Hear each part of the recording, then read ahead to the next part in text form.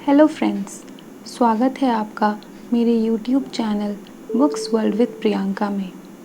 आज मैं आपको सुनाने जा रही हूँ मुंशी प्रेमचंद जी की एक कहानी, सच्चाई का उपहार।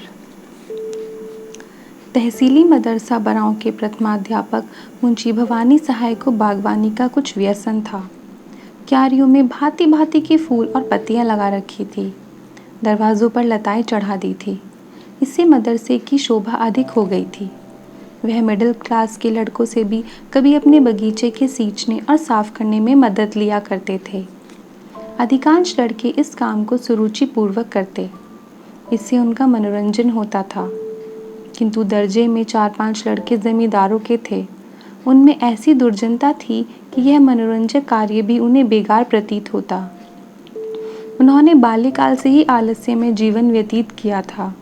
अमीरी का झूठा अभिमान दिल में भरा हुआ था। वह हाथ से कोई काम करना निंदा की बात समझते थे। उन्हें इस बगीचे से घृणा थी। जब उनकी काम करने की बारी आती तो कोई न कोई बहाना बनाकर उड़ जाते। इतना ही नहीं, दूसरे लड़कों को बहकाते और कहते, वाह, बड़े फारसी बेचे तेल। यदि खुरपी कुदाल ही करना है तो मदरसे में किताबों से सिर मारने की क्या ज़रूरत। यहाँ पढ़ने आते हैं, कुछ मजदूरी करने नहीं आते। मुंशी जी इस अवज्ञा के लिए उन्हें कभी कभी दंड दे देते थे। इससे उनका द्वेष और भी बढ़ता था। अंत में यहाँ तक नौबत पहुंची कि एक दिन लड़कों ने सलाह करके उस पुष्प वाटिका को विध्वंस करने का निश्चय किया। 10 बजे मदरसा लगता था, किंतु उस दिन वे 8 बजे ही आ गए और बगीचे में घुसकर उसे उजाड़ने लगे। कहीं पौधे उखाड़ फेंके, कहीं क्यारियों को रौंद डाला, पानी की नालियां तोड़ डाली, क्यारियों की मेड़े खोद डाली। मारे भय के छाती धड़क रही थी कि कहीं कोई देखता न हो। लेकिन एक छोटी सी फुलवारी को उजड़ते देर कितनी लगती है। 10 मिनट में हरा भरा बाग नष्ट हो गया। तब ये लड़के शीघ्रता से निकले, लेकिन दरवाजे तक आए थे कि उन्हें अपने सहपाठी की सूरत दिखाई दी। यह एक दुबला पतला, दरिद्र और चतुर लड़का था। उसका नाम बाज बहादुर था। बड़ा गंभीर, शांत लड़का था। उधम पार्टी के लड़के उससे जलते थे। उसे देखते ही उनका रक्त सूख गया। विश्वास हो गया कि इसने जरूर देखा होगा। यह मुंशी जी से कहे बिना ना रहेगा। बुरे फंसे, आज कुशल नहीं है। यह राक्षस इस समय यहाँ करने क्या आया था। आपस में इशारे हुए कि इसे भी मिला लेना चाहिए। जगत सिंह उनका मुखिया था। आगे बढ़कर बोला, आज इतने सवेरे कैसे आए? हमने तो आज तुम लोगों के गले की फांसी ही छुड़ा दी।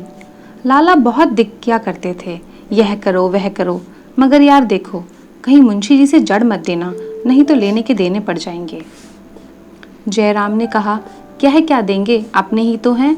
हमने जो कुछ किया है वह सबके लिए किया है, केवल अपनी ही भलाई के लिए नहीं। चलो यार, तुम्हें बाजार की सैर करा दें, मुंह मीठा करा दें। बाज बहादुर ने कहा, नहीं, मुझे आज घर पर पाठ याद करने का अवकाश नहीं मिला, यहीं बैठकर पढ़ूंगा।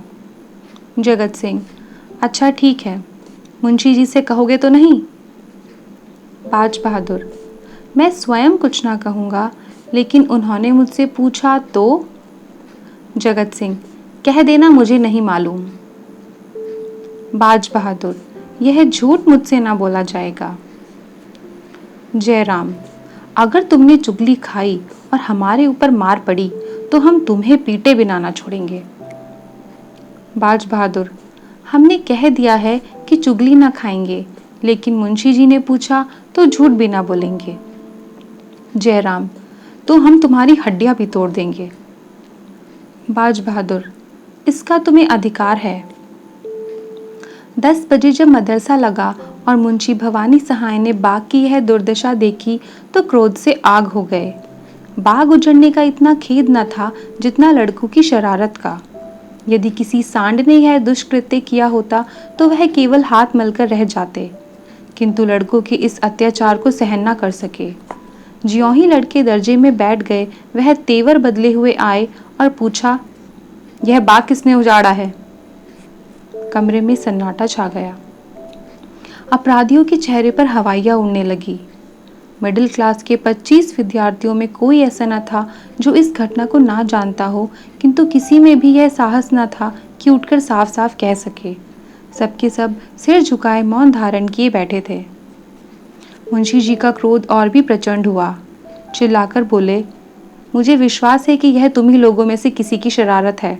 जिसे मालूम हो स्पष्ट कह दे, नहीं तो मैं एक सिरे से पीटना शुरू करूंगा। फिर कोई यह ना कहे कि हम निरपराध मारे गए। एक लड़का भी न बोला। वही सन्नाटा। मुंशी जी, देवी प्रसाद, तुम जानते हो? जी नहीं, मुझे कुछ नहीं मालूम। शिवदत्त, तुम जानते हो? जी नहीं, मुझे कुछ नहीं मालूम। बाज बहादुर, तुम कभी झूठ नहीं बोलते, तुम्हें मालूम है? बाज बहादुर खड़ा हो गया। उसके मुखमंडल पर वीरत्व का प्रकाश था, नेत्रों में साहस झलक रहा था। बोला, जी हाँ। मुंशी जी ने कहा, शाबाश। अपराधियों ने बहादुर की तरफ रक्तवर्ण आंखों से देखा और मन में कहा, अच्छा। भवानी सहाय बड़े धैर्यवान पुरुष थे। यथाशक्ति लड़कों को यातना नहीं देते थे, किंतु ऐसी दुष्टता का दंड देने में वह लेश मात्र भी दया न दिखाते थे। छड़ी मंगाकर 5 अपराधियों को 10-10 छड़ियां लगाई, सारा दिन बेंच पर खड़ा रखा और चाल चलन के रजिस्टर में उनके नाम के सामने काले चिन्ह बना दिए। बाज बहादुर से शरारत पार्टी वाले लड़के यों ही जला करते थे। आज उसकी सच्चाई के कारण उसके खून के प्यासे हो गए। यंत्रणा में सहानुभूति पैदा करने की शक्ति होती है। इस समय दर्जे के अधिकांश लड़के अपराधियों के मित्र हो रहे थे। उनमें षड्यंत्र रचा जाने लगा कि आज बाज बहादुर की खबर ली जाए। ऐसा मारो कि फिर मदरसे में मुंह ना दिखाए। यह हमारे घर का भेदी है। दगाबाज बड़ा सच्ची की दुम बनता है। आज इस सच्चाई का हाल मालूम हो जाएगा। बेचारे बाज बहादुर को इस गुप्त लीला का जरा भी अंदाजा ना था। विद्रोहियों ने उसे अंधकार में रखने का पूरा यत्न किया था। छुट्टी होने के बाद बाज बहादुर घर की तरफ चला। रास्ते में एक अमरूद का बाग था। वहां जगत सिंह और जयराम कई लड़कों के साथ खड़े थे। बाज बहादुर चौंका, समझ गया कि ये लोग मुझे छेड़ने पर उतारू हैं, किंतु बचने का कोई उपाय न था। कुछ हिचकिचाता हुआ आगे बढ़ा। जगत सिंह बोला, आओ लाला, बहुत राह दिखाई, आओ सच्चाई का इनाम तो लेते जाओ। बाज बहादुर, रास्ते से हट जाओ, मुझे जाने दो। जयराम, जरा सच्चाई का मजा तो चखते जाइए। बाज बहादुर, मैंने तुमसे कह दिया कि जब मेरा नाम लेकर पूछेंगे तो मैं कह दूंगा। जयराम, हमने भी तो यही कह दिया था कि तुम्हें इस काम का इनाम दिए बिना ना छोड़ेंगे। यह कहते ही बाज बहादुर की तरफ घूंसा तानकर बढ़ा। जगत सिंह ने उसके दोनों हाथ पकड़ने चाहे।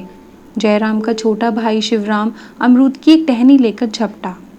शेष लड़के चारों तरफ खड़े होकर तमाशा देखने लगे। यह रिजर्व सेना थी जो आवश्यकता पड़ने पर मित्र दल की सहायता के लिए तैयार थी। बाज बहादुर दुर्बल लड़का था। उसकी मरम्मत करने को वह 3 मजबूत लड़के काफी थे। सब लोग यही समझ रहे थे कि क्षण भर में ये तीनों उसे गिरा लेंगे। बाज बहादुर ने देखा कि शत्रुओं ने शस्त्र प्रहार करना शुरू कर दिया तो उसने कनखियों से इधर उधर देखा। तब तेजी से झपटकर शिवराम के हाथ से अमरूद की टहनी छीन ली और 2 कदम पीछे हटकर टहनी ताने हुए बोला, तुम मुझे सच्चाई का इनाम या सजा देने वाले कौन होते हो? दोनों ओर से दांवपेच होने लगे। बाज बहादुर था तो कमजोर, पर अत्यंत चपल और सतर्क था। उस पर सत्य का विश्वास हृदय को और भी बलवान बनाए हुए था। सत्य चाहे सिर कटा दे, लेकिन कदम पीछे नहीं हटाता। कई मिनट तक बाज बहादुर उछल उछल कर वार करता और हटाता रहा, लेकिन अमरूद की टहनी कहाँ तक थाम सकती। जरा देर में उसकी धज्जियां उड़ गईं। जब तक उसके हाथ में वह हरी तलवार रही तो कोई उसके निकट आने की हिम्मत न करता था। निहत्था हो जाने पर भी वह ठोकरों और घूंसों से जवाब देता रहा, मगर अंत में अधिक संख्या ने विजय पाई।